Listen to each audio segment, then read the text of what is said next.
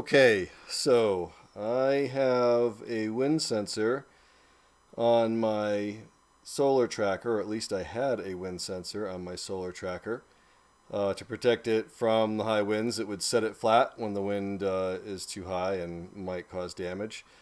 Unfortunately, the other day I started getting pictures from the cameras on that same mount that looked like this.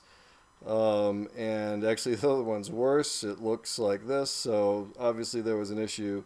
And the other problem, of course, was this. The whole thing blew over, big gust of wind, and broke the top of the wind sensor. I'm not really sure what this thing is actually called. This three cup arrangement. The base is still fairly intact, although it did bend the shaft on the little DC motor it uses to generate a voltage. I bent it back as best I could, but you can see that it's still a little bit off kilter there. Hopefully it'll be okay. And as for the top part, I decided to go ahead and find a 3D model that I could print and replace that top part without having to spend any money. And it's smaller than I expected it to be. And if it doesn't work well at this size, I can scale it up.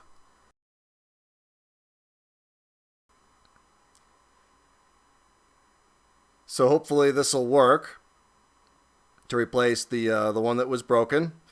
And it fits on no problem, and it does wobble a little bit, but I don't think it's too pronounced. And you can see here the size difference between the new one and the old one, and hopefully the new one will spin in the wind, number one, and I may have to adjust my voltage a little bit on the sensor input.